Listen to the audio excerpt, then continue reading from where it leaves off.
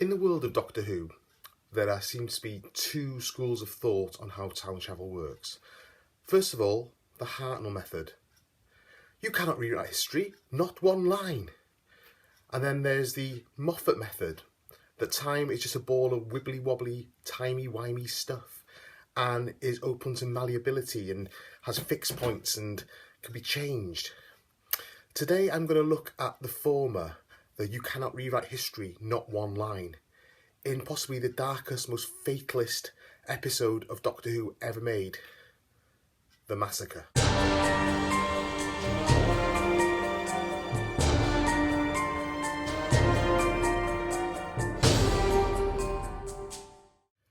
I first became aware of this story when little 15-year-old me was collecting the Target novelisations, and W.H. Smith and Landon now had this book called Doctor Who, The Massacre on the shelves. I'd never heard of it. It had Hartnell on the front.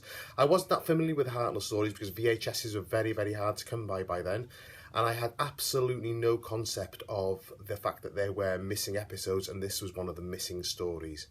I read the novel. I loved the novel.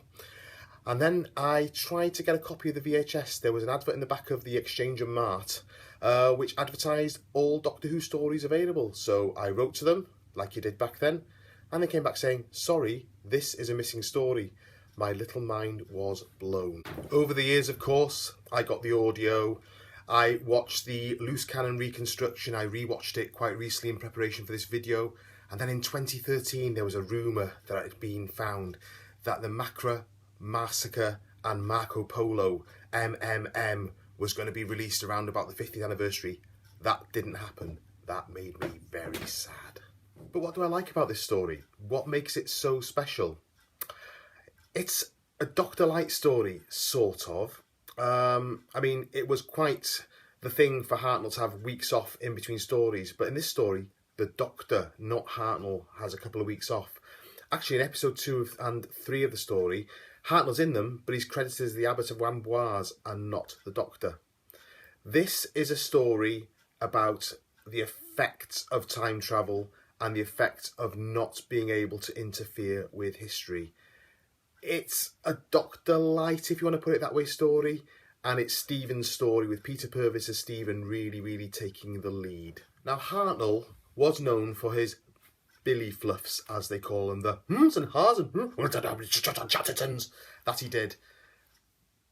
But this story really shows how a lot of that was not Hartnell forgetting his lines. It was actually characterisation of the First Doctor. Compare Hartnell playing the First Doctor to Hartnell playing the Abbot of Amboise. The Amboise is cold, calculating. There's no trip-ups over lines. There's nothing like that. It's a pure, cold acting performance.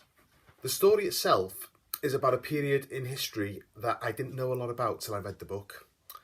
And actually, the Target book isn't very much like the audio or the loose cannon reconstruction or the actual TV series. The Target book is a lot more boys' own adventure, daring do type of thing, whereas the TV series is probably the darkest, most fatalist, most grim story that the television series had produced up to that time. To put modern series parlance on it, it's one of those fixed point in time stories like the Waters of Mars or the Fires of Pompeii, where events and fate are conspiring against our characters. But unlike those stories where the Doctor changed their mind and actually does something, in this story the Doctor does not one thing to help any of the characters Stephen has gotten to know over the last couple of days, because he can't. It's telling an age-old story of the powerful and the rich and the establishment persecuting a small vocal minority and weaponising a populace against them. We don't learn from history. We've seen it done again and again and again over history. And at this point in history, it's the powerful Catholics in charge persecuting the Huguenot or Protestant minority in 1572 France. And it's only very late in the day that the Doctor, when he returns, realises exactly when they are. And it's from that point onwards, on a rewatch, you realise that every single Huguenot that Stephen has got to know, from Nicholas Muss the Admiral de Coligny, the young serving girl, Anne Shapley, they're all dead people walking. They are about to die in the massacre that is coming. So the story itself is a pure historical. The Doctor and Stephen land in France in August 1572 into a powder keg of religious intolerance. Religion and politics are completely indistinguishable there. The Doctor goes off to meet an apothecary called Charles Preslan, who he would like to discuss science with, and doesn't come back. Stephen is left alone to front the story, and he meets the Abbot of Amboise, also played by Hartnell, who he thinks is the Doctor. The audience would think he's the Doctor as well. And the cliffhanger to episode 3, where the Abbot is dead in the gutter, I mean, at the time, the Abbot is genuinely dead. The audience would probably think, well, the Doctor's dead, how's Stephen going to get out of this? It's politics. The whole thing is politics. It's powerful people manipulating each other, manipulating the populace to get what they want, creating a het-up powder keg of an atmosphere where the people are fired up to that extent that, as the Queen Mother, Catherine de Medici, says in it, let's free the wolves of Paris. The population of Paris are encouraged to turn on the Protestant minority and basically slaughter them. They actually ask for the gates of Paris to be locked so no Protestants can escape. Over 10,000 people were murdered over those few days. The scenes, how it's recreated in the story, are all done from woodcuts and art of the time, and it's incredibly powerful. If you get a chance to see the loose cannon reconstruction, it's on YouTube, Google it, it's really easy to find. Just look at it. My heart was in my mouth watching it, even though it was only stills. It really is that powerful. It's a story about the consequences of intolerance. It's a story about the consequences of politics and religion becoming the same thing, and powerful people not wanting to lose their grip on power and wanting control.